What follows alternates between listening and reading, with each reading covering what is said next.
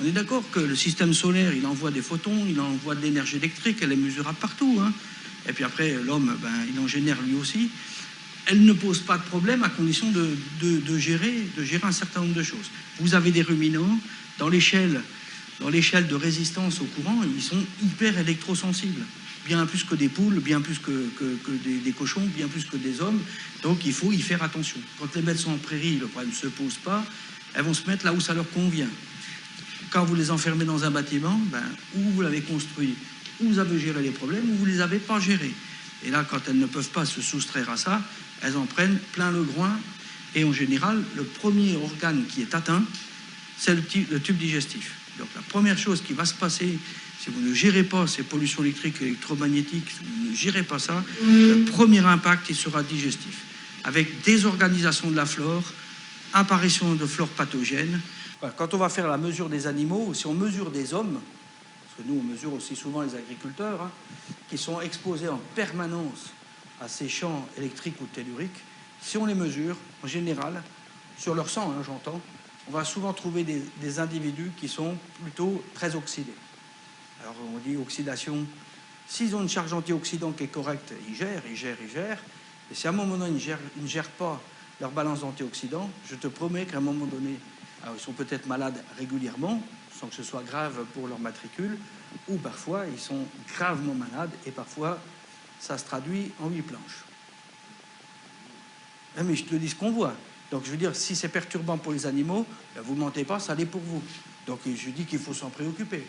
Peut-être que vous en préoccupez pas, mais si commence à faire de la bioélectronique sur un site, et si vous arrivez à la conclusion qu'il y a quand même des perturbations, il faut s'en occuper pour vos animaux, mais il faut déjà s'en occuper pour vous-même. Ça va pour vous? Une fois que c'est fait, je vous garantis que sur le plan bien-être des individus, sur le plan bien-être des animaux, ça va devenir beaucoup plus zen.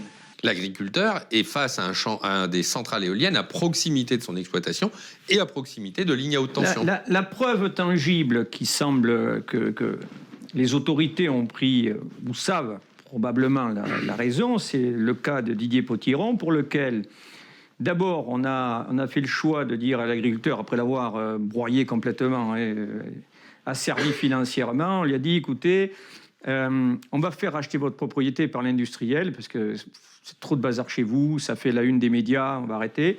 L'industriel a dit non, moi je ne veux pas paraître là-dessus, sinon ça va faire le cas pour tout le monde et ça va me coûter une fortune. Donc hors de question, sinon on paye par des différents réseaux, mais je ne veux pas que je paraisse. Dernière décision prise par la préfecture, ça serait d'arrêter la production du parc éolien, c'est-à-dire le revendre à un autre industriel, de couper le câble d'alimentation et de produire de l'hydrogène sur place. Donc, si on arrête le câble d'alimentation, c'est que, quelque part par là, l'autorité reconnaît que le câble d'alimentation est probablement la source du problème qui a généré 350 bêtes de mort, faire ruiner les leveurs et qui cause des problèmes majeurs sur des gens qui ne peuvent plus dormir chez eux, qui, une fois par semaine, vont dormir à 30 km de leur habitation parce qu'ils sont... Alors, on dit c'est psychologique, excusez-moi. J'ai rencontré des gens qui m'ont appelé toute la France, notamment des gens qui ont des enfants atteints de la maladie d'Asperger, dont les gamins, dès qu'ils approchent d'une éolienne, se mettent à hurler. Ils ne simulent pas. C'est comme pour les vaches, elles n'ont pas lu sur un dépliant qu'il y avait des éoliennes, c'était dangereux. Il faut arrêter de prendre les gens pour des imbéciles. Il y a un vrai problème sanitaire qui est un scandale d'État aujourd'hui. Le bon sens paysan fait quand même qu'ils savent très bien de quelle manière ils élevaient jusqu'à temps qu'il y ait les éoliennes et qu'à partir du moment où ils avaient les éoliennes, ils ont eu des problèmes. Que tous les géobiologues savent aujourd'hui que les failles, que leurs animaux qui buvaient 25 ou 30 litres n'en boivent plus que 10 par jour aujourd'hui. Enfin, il y a des choses tangibles, mais on a encore une fois de plus un lobby qui empêche l'émanation du peuple de faire valoir ses droits. Les infrasons, pour expliquer, ce sont des sons non audibles par l'oreille humaine. Bien sûr. Et donc, ces infrasons sont la cause du syndrome éolien qu'on retrouve dans le monde entier. Je l'explique longuement dans mon livre. Et Eddy l'a évoqué tout à l'heure. La réponse des promoteurs éoliens est absolument indécente. Elle dit la chose suivante, la réponse des promoteurs éoliens. C'est un effet nocebo. C'est l'inverse de l'effet placebo. Les gens sont malades parce qu'ils ont eu des informations négatives sur les réseaux sociaux Et donc, ils ont mal à la tête, ils ont un syndrome éolien, ils ont des problèmes de tachycardie, ils ont des problèmes même de cancer dans certains endroits. Et les vaches Et les vaches, ils regardent les réseaux sociaux, les vaches? Pour des raisons psychosomatiques. Et effectivement, Charles, vous avez parfaitement raison.